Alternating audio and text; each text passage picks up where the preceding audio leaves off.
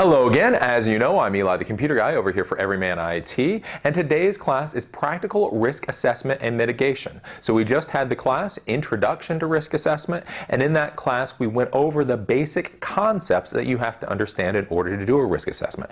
What is risk? What is a threat? What is a vulnerability? So remember, risk is the likelihood of loss or the likelihood of financial loss for a business. Remember, whenever you're doing risk assessments, you really have to be thinking about what is the actual impact on the business. You can't go to a business person and say they need antivirus or they need firewalls or they need backup systems, etc., just because they should have it. They're not going to say yes to you should just have this. They will say yes if they understand what the financial ramifications are if they don't have one of these systems. So if you do not have a backup system and your server crashes, then you're totally out of business. So you risk losing your entire business. That would be a very expensive loss, and so the business person would be willing to spend at least a little bit of money to try to prevent that from happening. So you have to remember that risk is a business concept, the likelihood of loss. Threat, of course, as we talked about in the class, threat is not simply hackers. Everybody always, whenever they think about computer security and all that, they think about hackers. Hackers is one thing, and it's actually a pretty small thing when you get down to it. You have to worry about natural disasters. You have to worry about humans doing stupid stuff. You have to worry about system failures, and you have to worry about things like hackers. So threats are not simply, hackers and little snot-nosed 13-year-olds out on the internet trying to hack your systems. What is the chance that a flood is going to come through and wipe out all of your systems? That's something that you have to worry about. And then finally, vulnerability. Vulnerability is how vulnerable are your systems to these types of attacks. So if you have a server sitting up out on the internet and it has no firewall on it whatsoever, then it is very vulnerable for attack.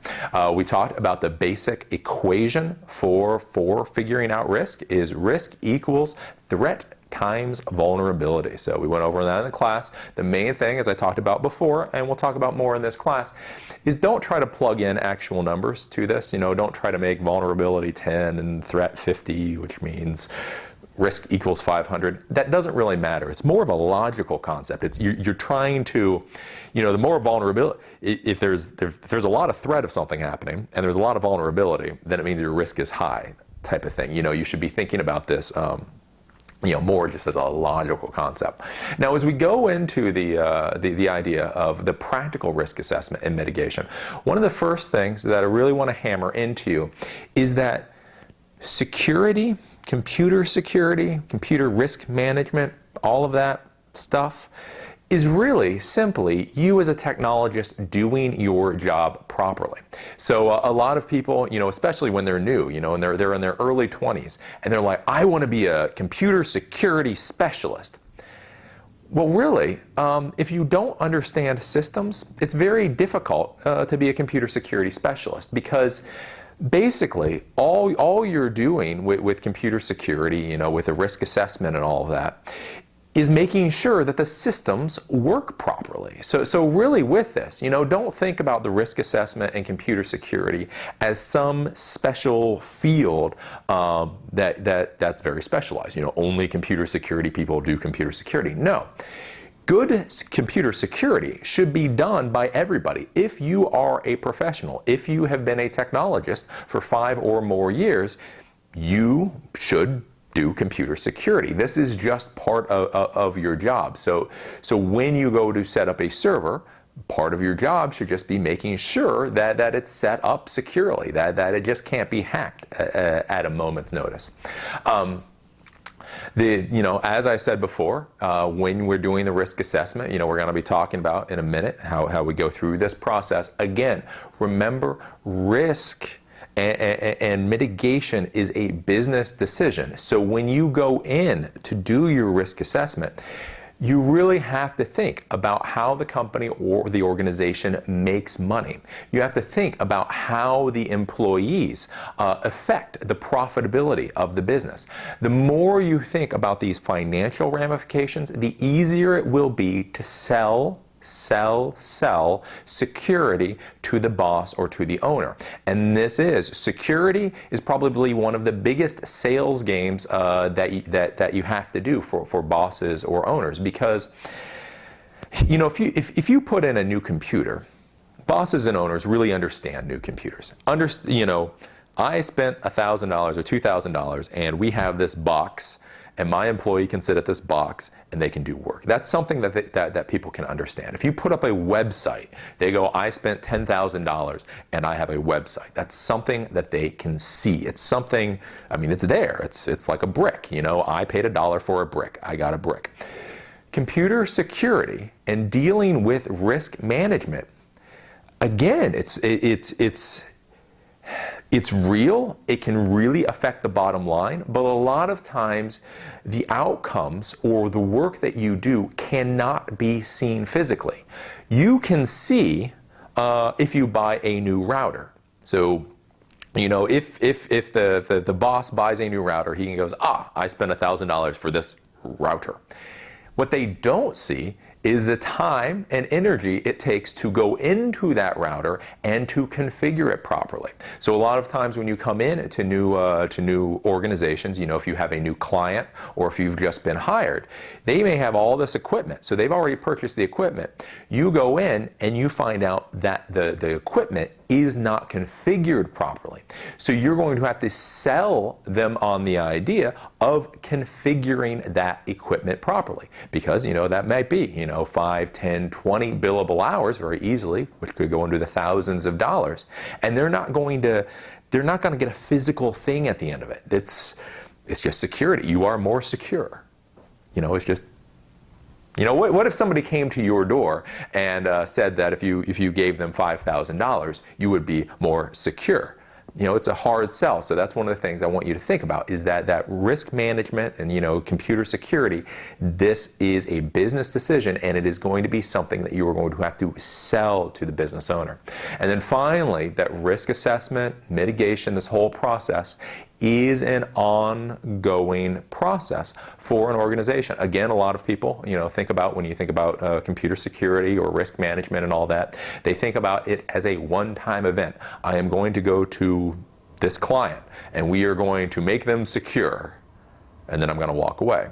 Or they think, you get hired, so you go in and you fix up and you make everything secure in your network, and then you never do anything with it again. So, the antivirus is 3 years old, the firewalls are 5 years old, etc. Just remember, with risk assessment, risk management, computer security, this is an ongoing process. You should always be looking. What are the new threats? What are the new vulnerabilities? This is something that you need to go on. So with that, give me a second to put a couple of things together, and then we'll get into practical risk assessment and mitigation.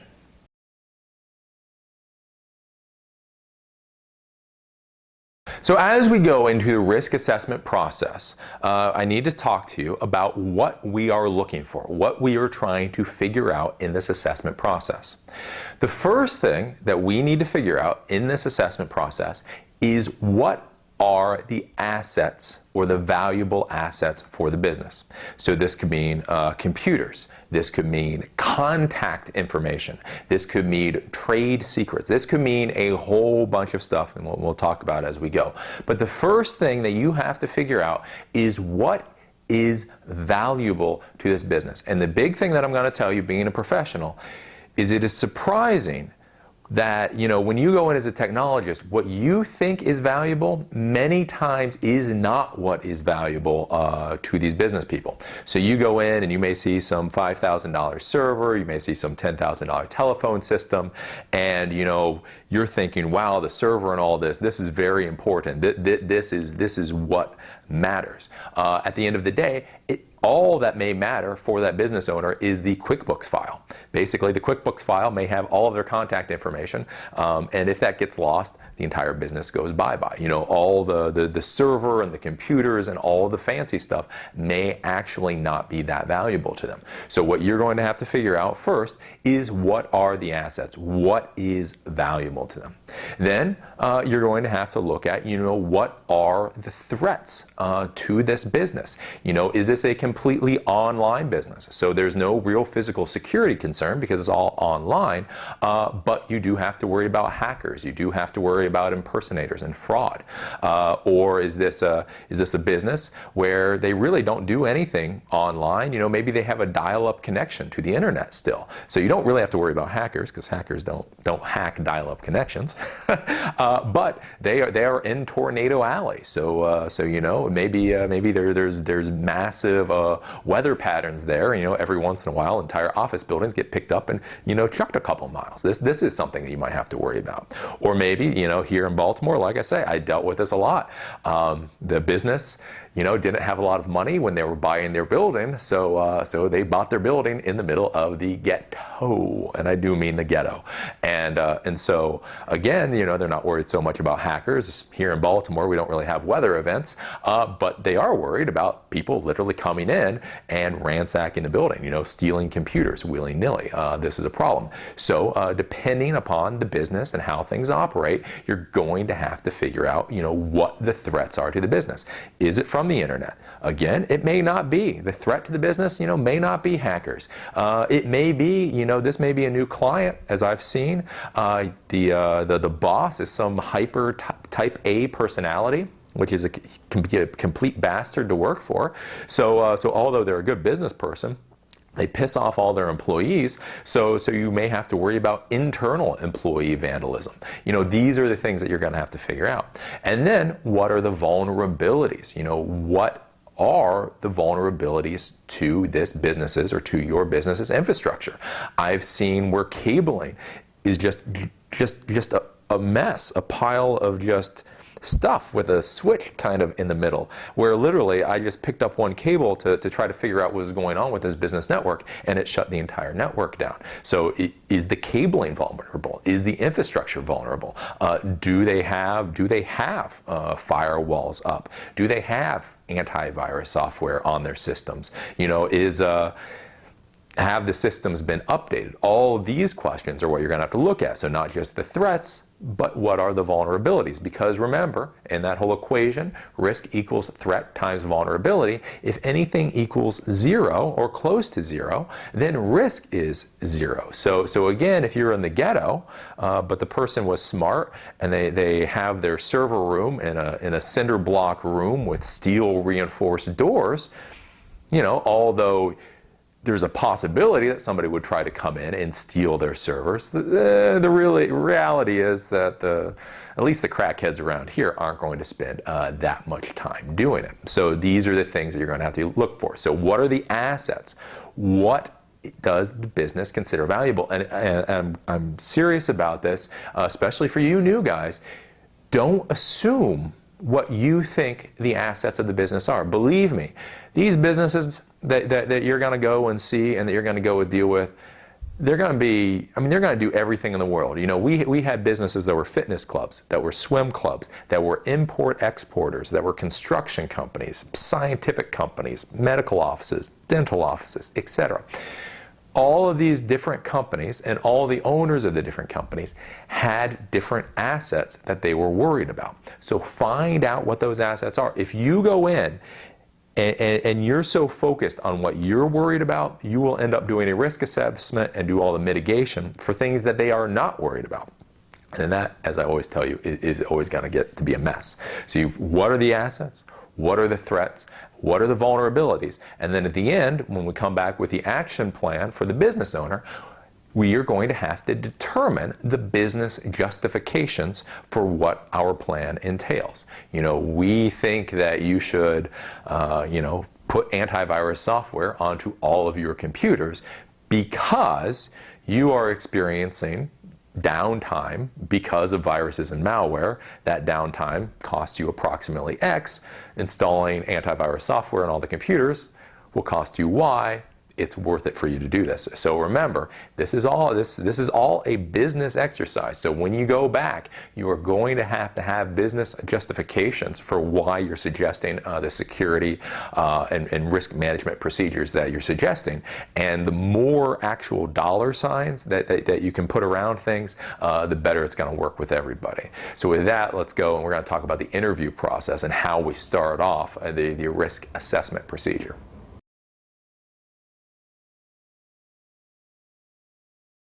So now I'm going to talk you through how I personally do risk assessments. So what my risk assessment procedure is when I go into new companies. As you get more experience, you can create your own risk assessment procedures, but these are the risk assessment procedures that I have found worked best, and these are the steps that I go in to make it work best. So we're going to go through the interview process, then we're going to look at the overall infrastructure.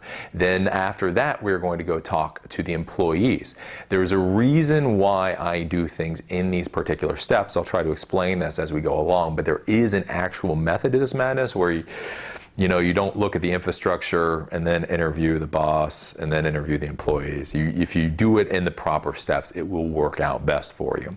So when you get hired by your client, or when your boss decides that you need to work on computer security risk assessment for your business, the first thing that you should do is have a sit-down interview with the boss or with the client. So this is the owner. This is not the employees. This is not the spouse. This is not the assistant. This isn't the guy who kind of knows how the computers work and fixes a modem card every now and then. This is the boss of the company, the CEO, the executive, etc. This is somebody, again, who is going to understand the business of the business. Remember, the business is what's always most important. So the initial interview has to be with somebody who understands the business. And again, preferably it is the boss or the CEO, one of the executives. The first thing that you're going to ask them as you sit down is, what do they do? What is their business? Do they sell a product? Do they sell a service? Are they construction? Do they do pools, etc.? You want to be thinking about what the business does, how it does it, why it does it, and how it makes a profit. This is not just important for if you're going to a new client. So this is not just for consultants going to new clients.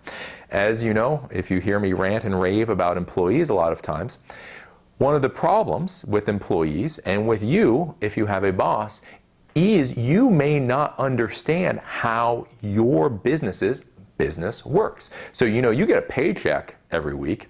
You sell, those salespeople over there sell widgets. The warehouse people box widgets. So widgets, you're in the widget business. Well, how your business actually makes money, how it actually makes a profit, so that you can get a paycheck, may be significantly different than what you think it is. Like I say, a lot of employees, and like I say, this is no offense, so don't take any offense to it. A lot of employees, I would say 90% of employees, don't really understand what their business does or why it does it. So again, even if this is your boss, even if you're a normal employee, still sit down with the boss and try to understand how the business works, and how the company makes money. This will be very important. Then the next question is, how dependent on computers are they? How dependent does the CEO or the executive feel? This will give you an idea of how, what kind of risk there is to these people's systems. So with a lot of companies now, that what you'll find, even very profitable companies, multi-million-dollar companies, they may have a lot of computers around, but the computers don't actually affect their core business. Somebody could come in and steal every single computer they have, and it would be a hiccup. It would be a pain in the butt. The boss couldn't watch YouTube on his lunch break. Sometimes that really is the case. So you walk in and you see all these computers and you see these servers. I mean, just thousands and tens of thousands of dollars worth of equipment. But for the core business, it doesn't really matter. So this is something you're going to figure out. Are the electronic systems, are the computer systems actually valuable to the core business? The next thing you're going to have to ask is, how comfortable is the executive with technology, and how comfortable does the executive feel that the entire business is with technology. So remember, you're going to implement solutions for your clients. You're going to go through risk assessment. You're going to put in antivirus. You're going to put in firewalls. Whatever. But if the company that you're dealing with is technologically illiterate, remember that security actually takes work. It takes the ability to deal with some of these security systems.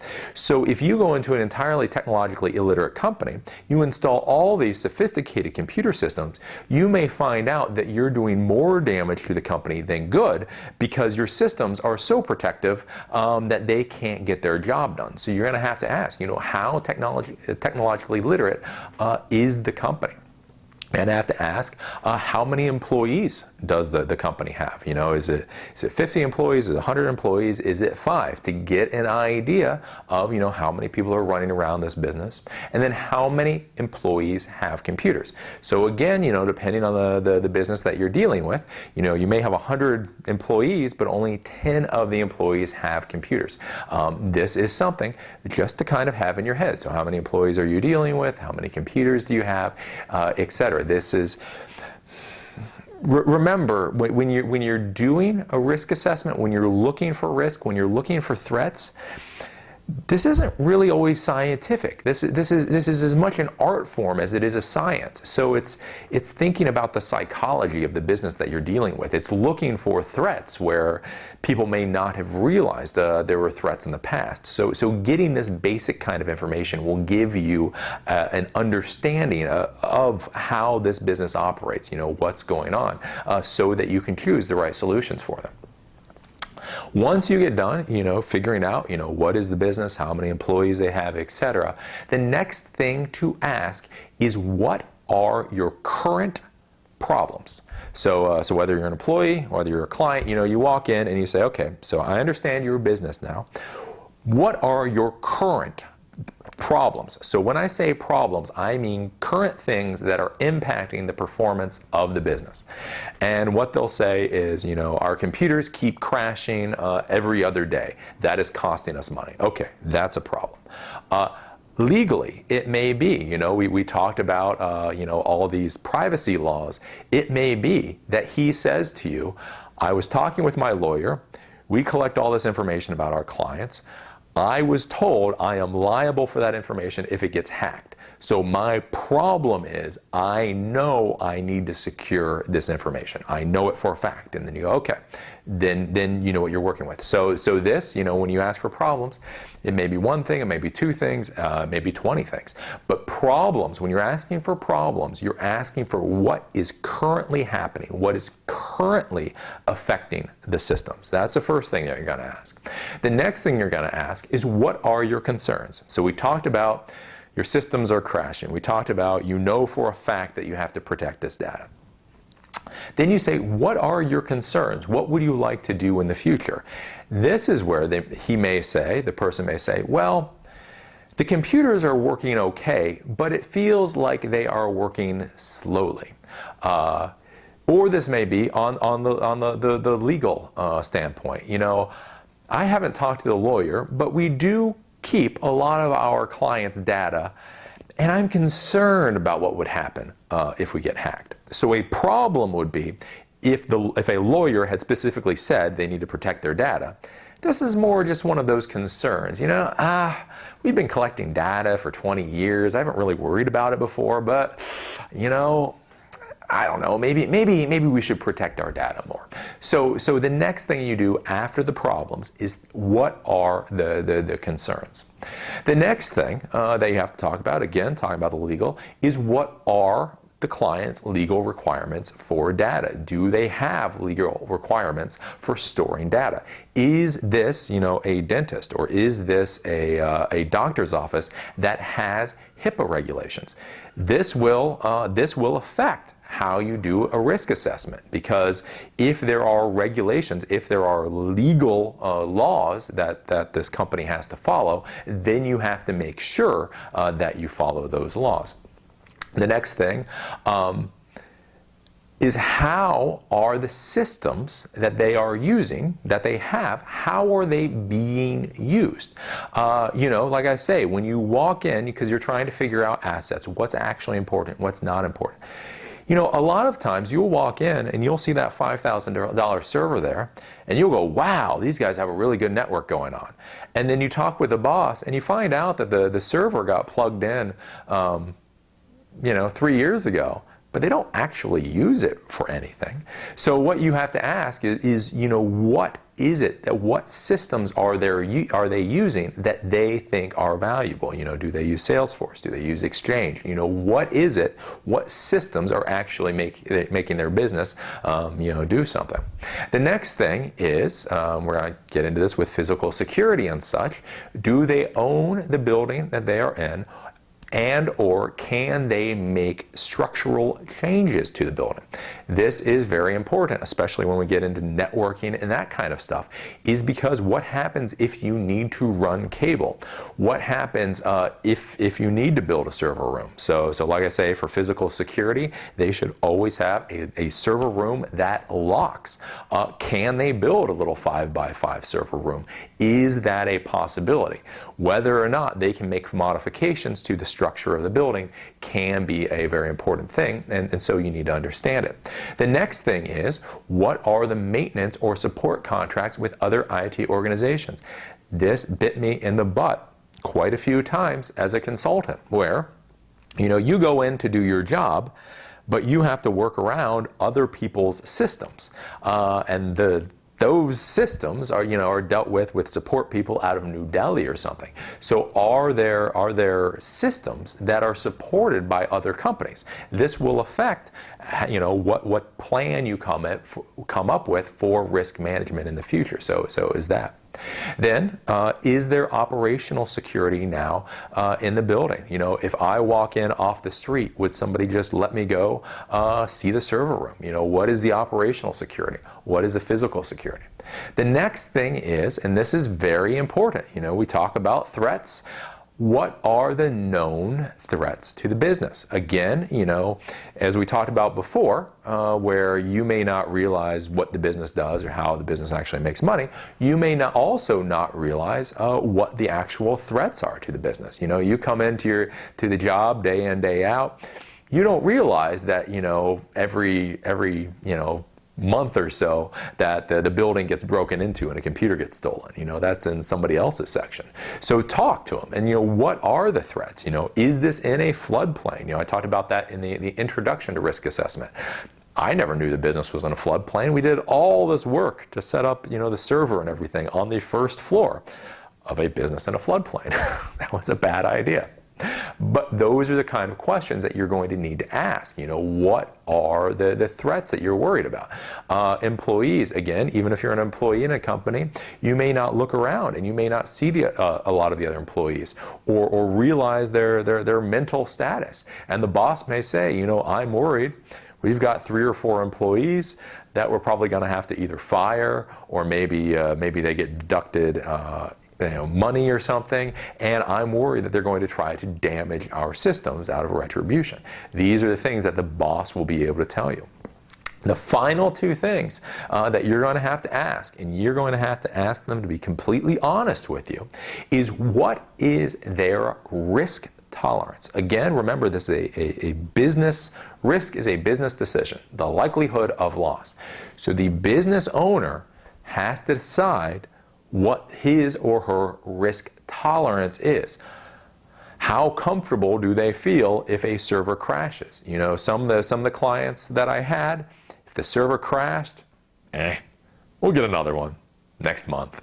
Seriously, some of them were that way. If the server crashed, we never needed a server anyway. So their risk tolerance was high. They really didn't care. Whereas we had others that if the system went down, they wanted to back up within like 30 minutes, or they had no ability to have downtime. The server always had to be up. We had one of our clients that way before virtualization was big. literally bought identical hardware for the server. So if their one server failed, we could literally pull the hard drive out of that one server and plug it into the other server, so the hardware was working. They had very little risk tolerance. So you're going to have to ask them, and you're going to try to have to get out the honesty of what is their risk tolerance. If the server dies, how long till they needed to get back up? And remember, like I say, this is a business decision. This is not your decision as a technologist. This is a business decision. They may say, we never needed the server, or they may need the system up all the time. And then finally, and this is one of the biggest things for what plan you come up with at the end of the day is what is their IT budget? What can they expect to spend? Is it $1,000? Is it $5,000? Is it $15,000? Give you a ballpark figure on what they're willing to spend, because if you go through this whole process, you don't want to suggest $100,000 worth of work for a company that can only afford $5,000. That just wastes everybody's time. So what are they willing to spend for their IT budget? These are the things you have to think about. Again, find out what the business is, how it's profitable, how everything works. This is very important. Remember, we are the support for the business. Too many of us, we think we're the center of the universe, and we really aren't. We are simply the support for the business. What are the problems that they are currently having? What right now, right this instant, what are you worried about? Then their concerns overall. I'm concerned. I think things could work better. I think we could do things better. What are the legal requirements? What systems are they currently using? And remember, this is an important one, because you could walk in, you could see very expensive systems that are basically just sitting there wasting electricity. I've seen that happen a lot. Again, can they make changes to the building? This is huge for things like running cable and such. Do they have maintenance contracts with other companies? This is important because when you decide the plan for the security model, you may have to do multiple layered networks. Let's say there's they're using some network computer and server that you're not allowed to touch, you're not allowed to do any of the security for. You may have to wall that off into its own little world to protect the other systems that are on the network. These are things you have to think about. Operational physical security, what do they lock things up at the end of the night? Known threats, again, this is a big one, because believe me, you may not know what the threats are to the business. You just may never think of some of the stuff. Again, I keep saying floodplain. Who the hell would have thought? Then what is their risk tolerance? Again, this is a business decision. Let them decide what their risk tolerance is, and then what is their budget? Are they willing to spend $200 on this? Are they willing to spend $100,000 on this? It doesn't have to be specific. We're not saying $1,500.01. We're saying a couple $1,000. $10,000, $15,000. $50,000. You know what? Just roundabout numbers. That is the interview process, and like I say, this is the first process, the first thing that you need to do to get an overview of the business, and you need to talk to the executive. You need to talk to the CEO or the business owner. Do not do this interview with the office computer guy. This is not a technological question yet. This isn't technology yet. This is business right now. So don't get put off to the assistant or the computer guy. You are talking to the boss, you're talking to the CEO, or you are talking to a high-level executive to do this interview.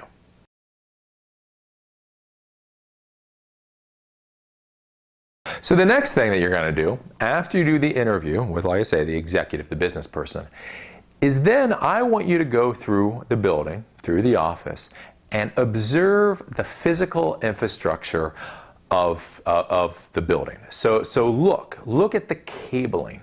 Just look at the servers. Just look at the computers. Look at the patch panels and all that.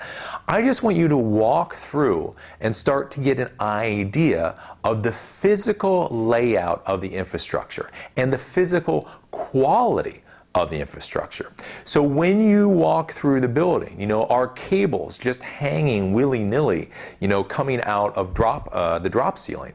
Or does everybody plug directly into a nice little panel on the wall? The computers, when you look at the computer, just look at the computers.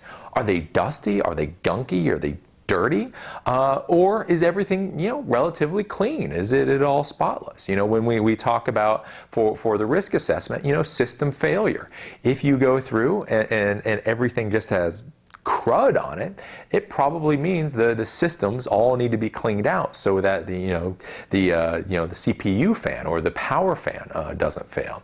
So I want you to walk through the building and just, like I say, look at these things. Just get a feel for the physical items of their systems. So what do the servers look like? Are the servers new? Are the servers old? If you've been doing this for any length of time, you walk into a server room and you can pick out, what servers were purchased within the last 3 years and what servers were purchased, 10 years ago. Look for these things to start to get an idea of what you're dealing with. Again, you're going to be looking for things like the physical appearance of the equipment, the quality of the equipment. Do they have Cisco equipment or do they have, 10-year-old Linksys stuff? Another thing you're going to be looking for is look for pointless equipment. Are there lots of workstations that are turned on that nobody is doing anything with? Or again, one of the things I had with a lot of clients is you'd walk into their server rooms and they'd have their main server, and they might have another server, and they have their router and all that. But then there'd be 3 or 4 or 5 other computers that were turned on in the server room, buzzing along, doing something. So look for these systems, and then try to figure out what it is these systems are doing, especially when you're thinking about hacking, you're thinking about vulnerability. Well, forgotten systems are a great point of entry for hacking, or a great point of entry for viruses. Because if they got forgotten about a long time ago and they don't have automatic updates on, just through the internet, you can get viruses and stuff in them, and they become the little host for a whole little virus hive sitting in there. So look for these things. So you're going to be looking for like quality of equipment, age of equipment, cabling. Again, cabling is a very important thing for downtime. Again, it's not all hacking, it's things like downtime. If the little plugs get moved around too much, that can cause damage. If everything is just a complete mess, like I say, I went into businesses that way, again, profitable multi-million-dollar businesses. And like where their server room is or where their server, it was just this cabling just came into like this mess, and in the middle of this mess there was a switch that was just kind of plugged and hanging there. So obviously things like that are a problem. So you need to make sure you look at that. And then finally, while you're walking through, what is the physical security for the building? What does the door look like? Could somebody just break in and have their way with the entire office stuff, or is it a steel door? Is it something that's very secure? The server equipment, all the telephone system, the server, does it have its own server room? Or unfortunately, does it have its own room that also acts as the janitor closet? You see this a lot. So get an idea of these type of things to understand, what the threats to the system are. If you have a nice little tight, secure server room that's locked all the time, then you don't have to worry about people generally stealing the servers. If, again, the threat, if the server is in a room that also is the janitor closet, one of the threats may be, just somebody walking in to go get the Windex or whatever, and they accidentally, hit buttons on one of your servers. That could be a problem. So after you do the interview process, I want you to go through and I want you to observe the infrastructure and see what threats or what vulnerabilities there are, and to try to see what potential threats there are.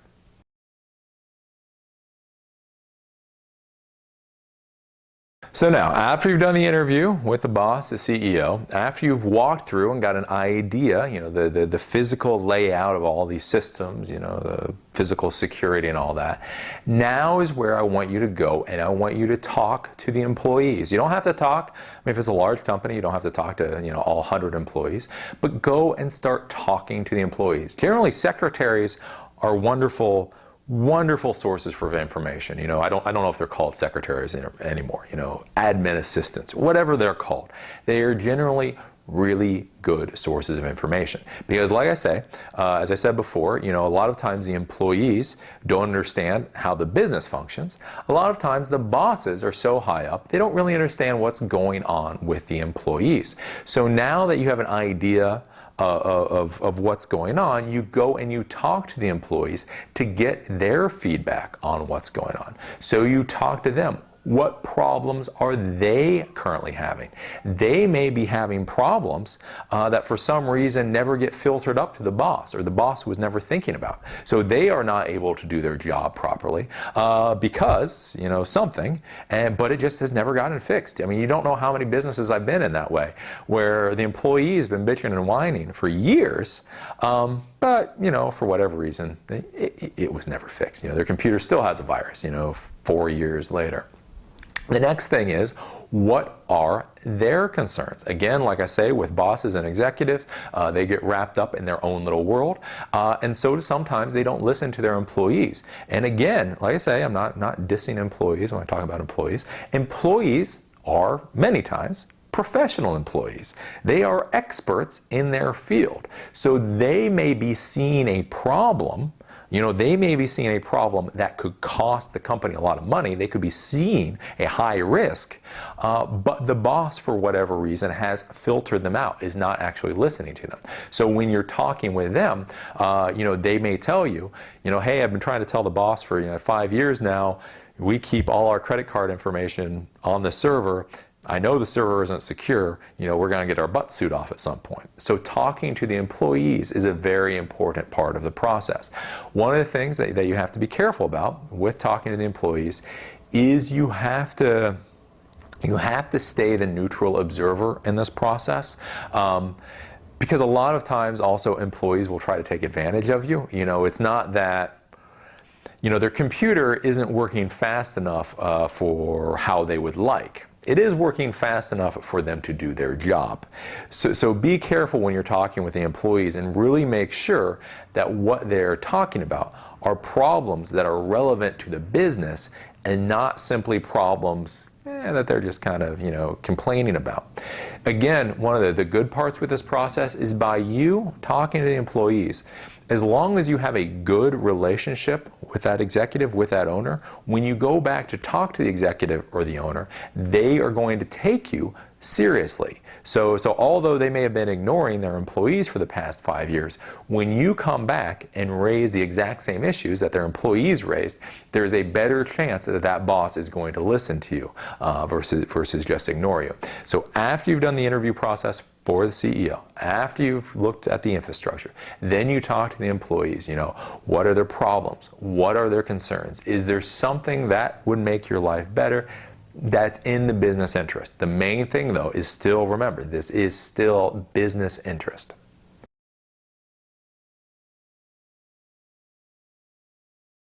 The next thing that you have to look at is you have to do documentation analysis. So you have to go and you have to see what documentation they have for their systems. Do they have written down, who the points of contact are for whatever it is they use? So whoever their internet service provider is. Do they have written down somewhere, Comcast, this is our account number, this is our support number, etc., etc., etc. Remember, when you're dealing with businesses, simple things like internet connections can be a lot more complicated than you realize. Because, on the East Coast here, everybody either has Comcast or Verizon for internet. There's only 2 options for small businesses and for residential clients.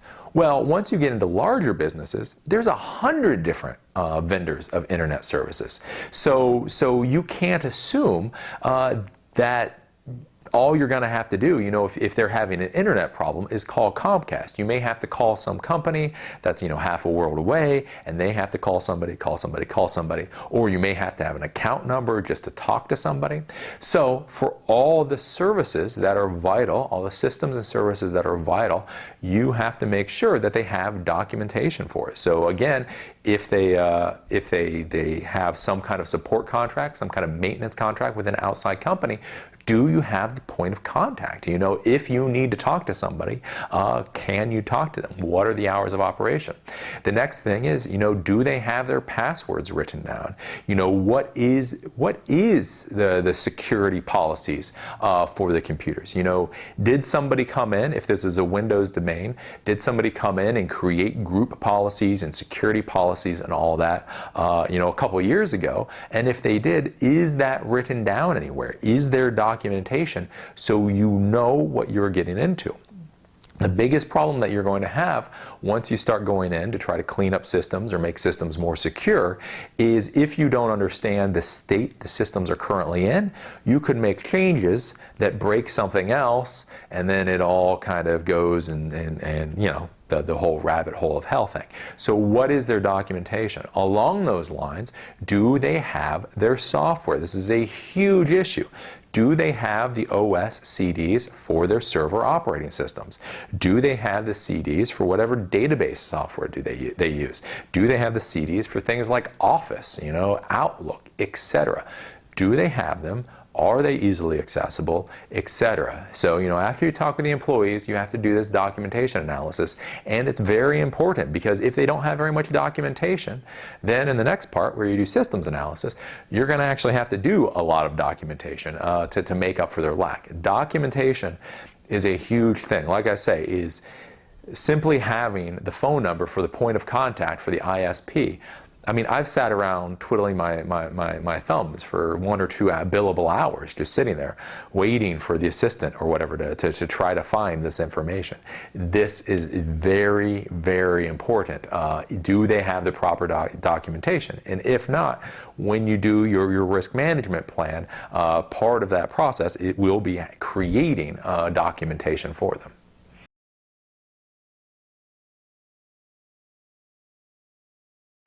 So after you do the interview with the executive, after you observe the infrastructure, after you talk with the employees, after you do the documentation analysis, then finally you get to probably something along the lines of what you were thinking about with computer security, is you actually sit down at the systems and you do a systems analysis. So what this means is you go in to all the computers, the servers, etc., and now you see how they are configured.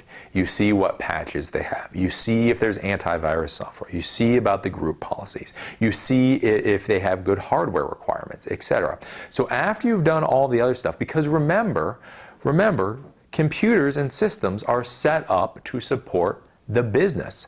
So if you go in and you do the systems analysis first, you may see a lot of wacky stuff that you just don't understand. You say, this is the stupidest thing I've ever seen in my life. And you may even do changes, just trying to be nice for them. You know, oh, this is a horrible security hole. Let me fix that while I'm here. Well, those security holes may actually have a reason. There might be a point to why they're there. So once you've talked with the business person, once you understand what the business is, once you understand the infrastructure, you talk with the employees, all of that, then you go in and now you can see why are the systems working like they're working. Again, you know, from the business standpoint, if you talk with the business owner and he has a very small IT budget, he may say, I only want to spend absolutely what I have to on my computer systems. So if you go and you see a computer system that's 6 or 7 years old, and you know the accountant is using it and she keeps complaining because it's too slow, well, if the business person said he doesn't want to spend a dime more on computers than he has to, well, then it's tough luck, Mildred. You're using a slow computer. I mean, because that's what the business has decided. Whereas you may sit down at the computer, the guy has said, the boss has said, I want my employees to have good equipment, and you sit down at the computer, you see that it's 5 or 6 years old, you see that it's slow, and then you can go back to them and say, hey, that system over there, that is slow, that's pretty much obsolete. While we're doing the whole process to get everything up and secure, that system should be replaced. So that's one of the important things, you know, when you're doing the systems analysis, is that you understand what the idea, what the business is doing. When you're doing the systems analysis, again, what you're going to be looking for is things like the security policies, the group policies, you know, things like firewall settings. Is the firewall active, etc.? Is there antivirus installed on the system? Is there anti-malware installed on the system? Is it configured and set up properly? This was a huge problem that I saw with many clients where they installed one of these enterprise antivirus suites years and years and years ago, but it was misconfigured. And I saw this quite a few times with the Symantec's enterprise suite, where there was a server. So with Symantec, you would have one main server that would download updates from the internet, and then all the client computers would go to that one server to get the updates. Well, I had seen where they had set that up like 5 or 6 years ago, or however long ago, but then that server had been replaced. So although these computers had antivirus on them, although they were doing full scans every night or whatever, they never got updated. Their updates were 3 or 4 years old. Honest truth. You know, that's something that can happen. So go in and see what these configurations are. Also, when you're doing the systems analysis, again, we're looking for risk management, possible loss for business. Look for pirated software. Is the software on these systems legal? Is it legit? This could be a legal problem for the company in the future. So, you know, if you're sitting down and you think that, you know, half the company is using pirated software, you know, write that down. That will go into your report. Sadly, again, this will be a business decision, but your job is to present everything to the boss or to the client. So these are the things that you're going to be thinking about, like I say, with the systems analysis. It's after everything else. And again, you just go in there, and it's you know, basically anything you would do for tuning up systems. You know, is there enough RAM in the system? Is the computer new enough? Is it an obsolete system? Have updates been done? Security policies, etc.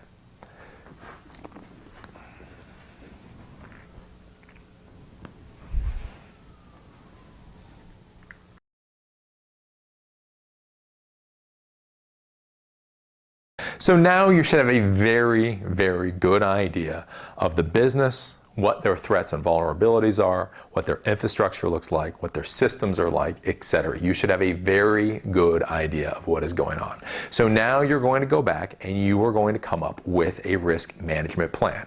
In this plan, you will spell out what you think the current threats are. These are the threats. These are your vulnerabilities. So, you know, the threat is somebody accidentally kicking the jumble of cables and bringing your systems down. You know, the vulnerability is that your cables are a mess. And then what you would do about that. You know, I would like to rerun the cabling so that this doesn't cause a failure in the future. With all this, you know, you will talk about the business assets. You will talk about how this affects the bottom line. You know, if you just have a jumble of cables, you say this could cause the business to go down for a day. From how I understand your business operates, this could be a $1,000 loss, a $5,000 loss, etc. So basically, you're just going to write out the plan, and it's very simple for this risk management plan.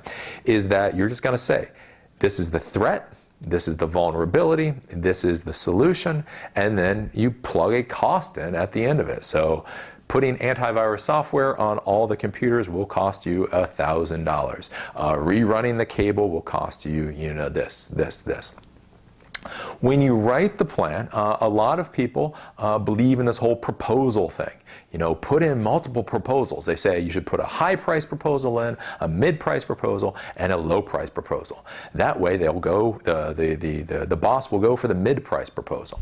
What I'll tell you, what I did, is if you are good at your job, you should only put one proposal in, because you've already asked them what their IT budget is. You've already asked them what their risk tolerance is. You've already asked them all these questions. So if you're good at your job, you should be able to present them the risk management, the proposal, and that should just fit their criteria. You know, you have all these problems, it will cost you $5,000 to fix, $20,000 to fix, $100,000 to fix. These are the threats, these are the vulnerabilities, this is the price to fix those threats or vulnerabilities. That is much better. If you put multiple options in front of these business owners, what you have to understand is they're used to wheeling and dealing. They're used to bickering and negotiating and all that. And in technology, things really don't work that way. I mean, things really work or they don't work. You can't negotiate a lot of this stuff. So if you give them multiple options, they will start to try to argue with you or debate with you or nickel and dime you. If you give them one option, it's much easier to defend that single option. When you do the plan, what I would suggest is that, what I used to do is you do the plan in steps.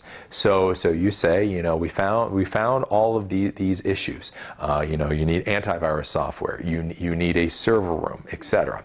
So let's break it down into chunks. Every chunk that you do should improve the quality of the technology service that the client or your boss is getting. So you go, okay, none of the computers, you look at the systems and everything's horrible. There's not a proper firewall, the antivirus is out of date, they need a server room, do rewiring, etc.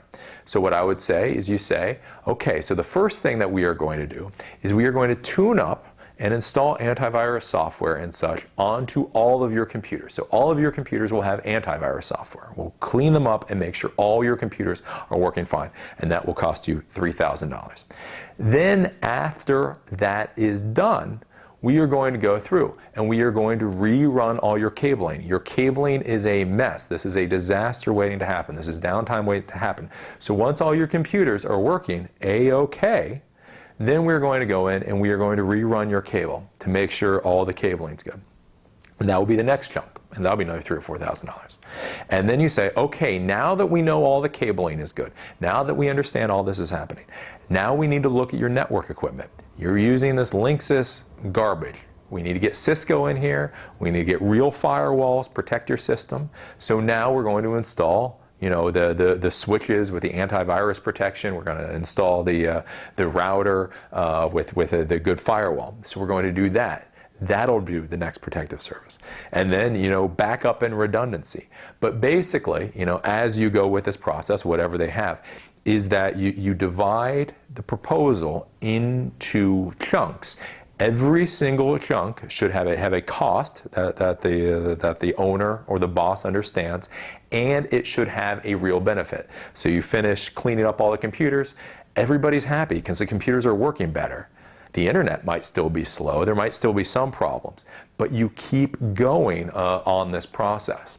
Remember, focus on the business reasons for all of these things that you're going to do. If you focus on the business reasons, you'll be good. And then also, while you're working through this process, you get a better idea. The more you work with your business, with your boss and such, the better idea you get about how the business operates, how things could operate better. So if you do the process slowly, you may find things as you're doing the process that you did not realize in the beginning, and so you need to modify the plan. That, I don't know, just as you're going along, you find out that things could be doing better or more secure that you did not realize in the first place. So that's what you're going to do. After you look at everything, you're going to sit down, you're going to write out a plan. Again, spell out the vulnerabilities, spell out the threats, spell out the assets that are in risk. Again, as few options as possible. You don't want to give them 50 options. It's just bad. And then chunk it, like I say. Get all the computers cleaned up first, and then the networking. This is the best way to move the risk management proposal forward.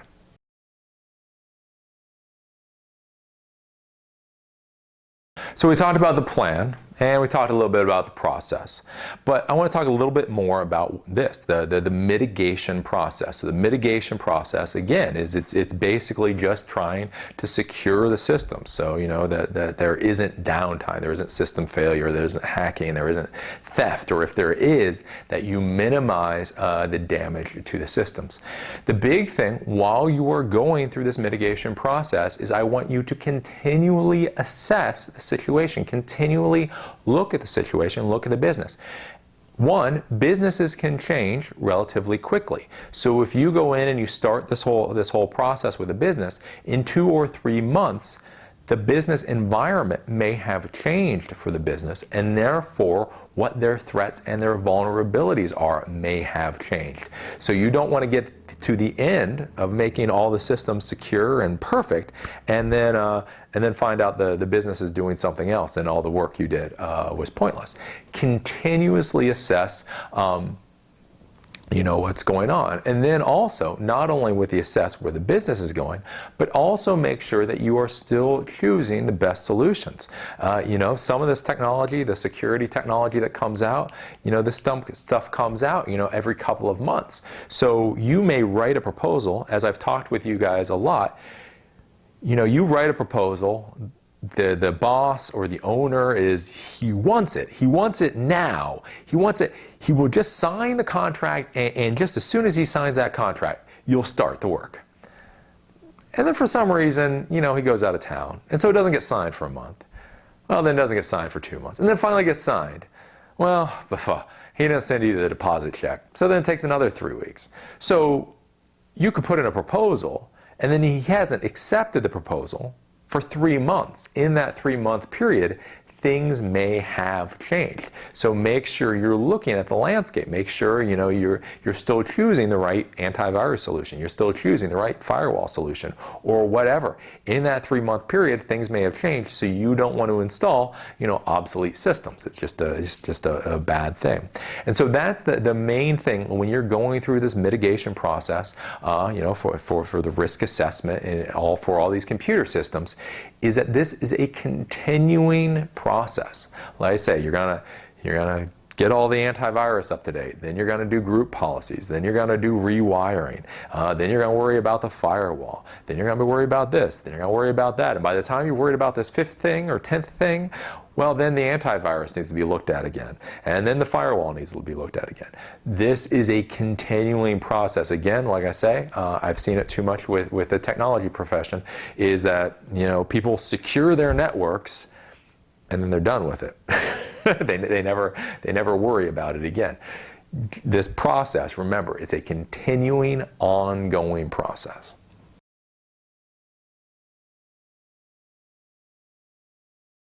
So this was the class on practical risk assessment and mitigation. This was a very, very theory class. We didn't go into like actual hardware or actual software. You will have to figure out what the hardware and the software requirements are as you go. This is October of 2010. If I told you an antivirus solution right now, when you get around to doing this risk assessment, there might be a better antivirus solution out there. You have to look at what the business environment is that you're dealing with, what their assets are, what their threats are, what the vulnerabilities are, and what the solutions are at the current time. This kind of stuff changes. The big thing that I'm going to tell you, again, most consultants, most IT people don't really think about, is the better relationship you have with the people for your clients or the other employees around you, your peers, the easier this process and the better this process will go. If you're just one of these computer geeks that wants to just get locked into a server room all the time, it will be very difficult to do things like risk assessments, because risk assessments, this is something you have to talk to a lot of people. You have to pull information out of them. You can't just ask them a question and then accept any answer they give you. Sometimes you have to reel in the answers that you're looking for. So there is a lot of interviewing. There is a lot of talking to people. So the better you can talk to people, the better the relationship you have with people, the easier this is going to go. Like I say, you start off with the interview of the CEO or the business person, because the big thing again with risk management is, risk is a business concept. It's a business concept. So if you don't understand the business, well, then you can't really do a risk assessment properly. So the first thing is starting with, like I say, the executive, the business owner, etc. Don't get pawned off on that little computer geek that fixes a power supply every once in a while. You need to talk to the people that understand what the business plans are. The next thing is, like I say, walk through the building, walk into the server room, take a look at the computers, just feel the systems, see what's going on. Is cabling run properly, or is it all willy-nilly? How is everything set up? you can determine what the risks are based on that. Can anybody in the world, walk into the lobby and plug into a network connection, sitting by the stack of magazines? I've seen this. Is the entire network vulnerable by one little Linksys wireless access point that has no security protection on it? So, somebody throws in some little access point, and that gives access to the entire network for anybody walking by with a netbook computer. This is a real possibility. So go in and look. I mean, like I say, just look at how the equipment is taken care of. Is it dusty? Is it cruddy? Or does it look pretty nice? Is it new or is it old? These are things that you're going to have to think about when you're coming up with the plan, when you go back to the boss or the client. After you've observed the infrastructure, then you're going to talk to the employees. So you have an idea of what the business is supposed to do.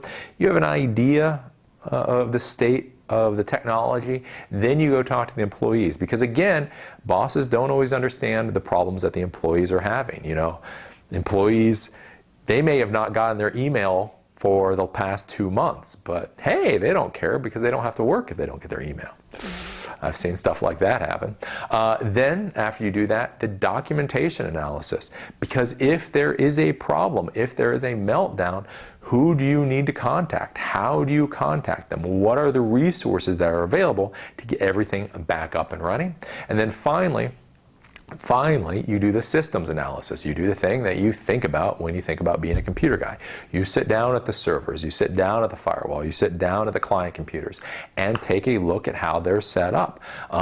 This will say, is antivirus installed and is it set up properly? So this will tell you about the risks on these systems. Finally, when you're done, you're going to come up with a plan. You're going to clearly spell out what the threats are, what the vulnerabilities are, what the approximate costs are, to fix these vulnerabilities. And then, like I say, I would chunk your plan into blocks. So first you secure all the client computers, then you secure the network, then you clean up. However you decide to do it into blocks. Each single block should have a fairly specific price attached to the block, and when you are done with that block, things should be better. So again, they may not be perfect, but they should be better than they were. You go in, you tune up all the computers are now working faster, the internet's still not good. Well, you can deal with that in a second, but at least the computers are working better. That makes the boss feel like they're actually paying for something. Because like I said, in the beginning, one of the problems with security, one of the problems with risk management and all this, is you don't see, a lot of times you don't see what you're buying. You buy a server, you get a big black box that buzzes.